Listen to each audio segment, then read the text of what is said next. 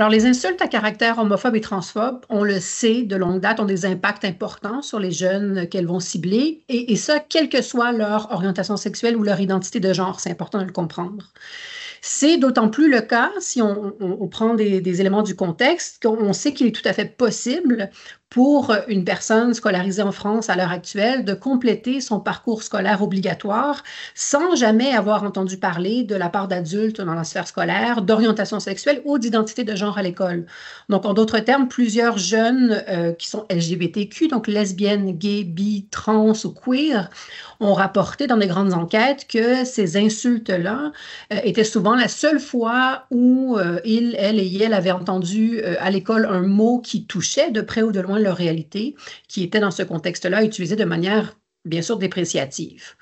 On sait que les jeunes concernés vont apprendre souvent encore maintenant par l'insulte le ou les mots qu'ils vont ensuite utiliser pour se nommer. Donc, ce sont des jeunes personnes qui doivent se construire en sachant que qui ils sont, elles sont, c'est source de ridicule, de honte, de dégoût, de désapprobation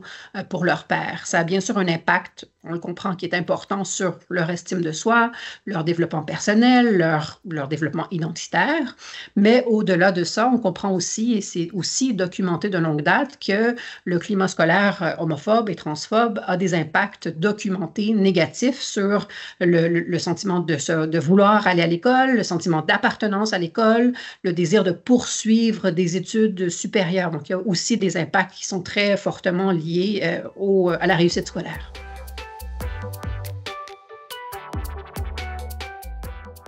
Bien sûr, jamais agréable à entendre, mais plusieurs des adultes qui évoluent dans la sphère scolaire vont contribuer activement, souvent sans s'en rendre compte, à la perpétuation des violences qui sont homophobes et transphobes. Pas que, mais en l'occurrence, on se penche là-dessus aujourd'hui. Ils peuvent faire partie du problème de plusieurs façons. Donc, par exemple, en n'intervenant pas ou en n'intervenant plus lorsqu'il y a des propos homophobes ou transphobes. Alors, ne pas intervenir équivaut, dans l'esprit de bien des gens, au fait de cautionner ces comportements-là. On a des enseignantes et des enseignantes dont on sait qu'ils et elles interagissent distinctement avec les élèves sur la base de leur genre et donc qui montrent d'une certaine manière qu'il y a des comportements qui sont adéquats et inadéquats en fonction du fait qu'on est perçu comme étant une fille ou perçu comme étant un garçon.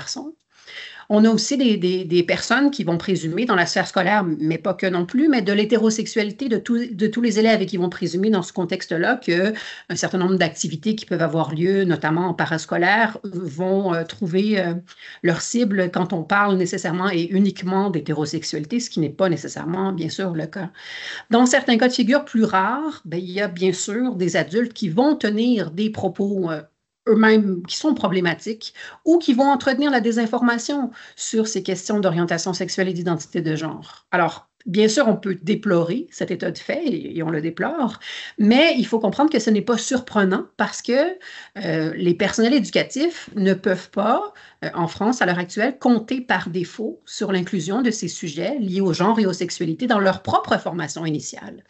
Donc, on sait que ces thématiques sont laissées à la discrétion des INSPE, les Instituts nationaux supérieurs du professorat et de l'éducation, et donc vont fluctuer au gré des expertises locales qui sont disponibles, des cours pouvant être offerts, mais parfois, surtout sur une base qui est optionnelle. Et donc,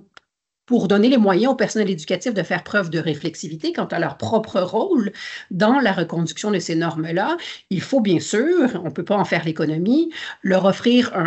une formation qui est exhaustive, qui est rigoureuse sur le plan empirique et qui est obligatoire. Ce temps de formation-là devrait aussi être assez long pour permettre aux personnes qui sont formées de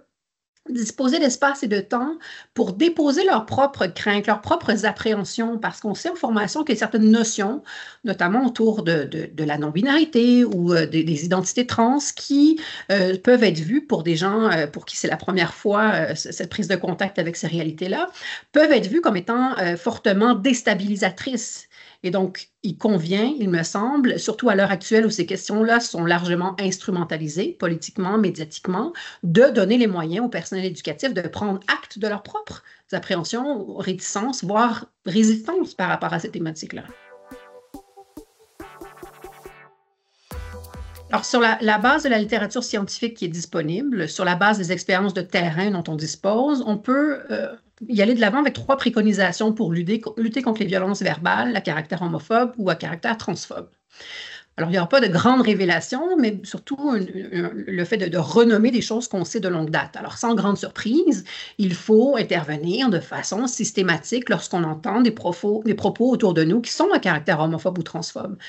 Même les propos qui seraient dits à la blague, qui seraient dits sans intention méchante, etc., parce que l'alternative, donc ne pas intervenir, ne pas faire entendre un contre-discours, mais ça équivaut à cautionner un comportement qui est problématique ou, par exemple, l'usage de certains termes péjoratifs associés à la diversité sexuelle notamment.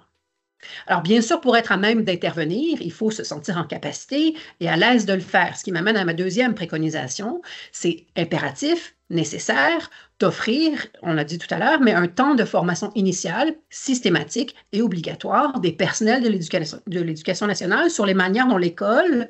fait intersection avec ces questions de genre et de sexualité-là. C'est peut-être particulièrement nécessaire à l'heure actuelle parce que ces questions-là font l'objet de désinformation et de beaucoup de panique morale à l'échelle de la société française. Pas que, mais en l'occurrence de la société française.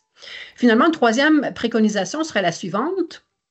Pour aller de l'avant de manière à minimiser la prise de risque individuelle que pourrait constituer le fait d'intervenir contre l'homophobie ou la transphobie, pour maximiser les chances que les adultes se sont à l'aise d'aborder ces thématiques-là à l'école, il faut impérativement une ligne directrice forte de la part des autorités scolaires. C'est primordial et ça devrait inclure un plan de communication franche et sans compromis à l'endroit des parents, ce qu'on n'a pas fait et assumé depuis de nombreuses années dans un contexte français, mais bien sûr,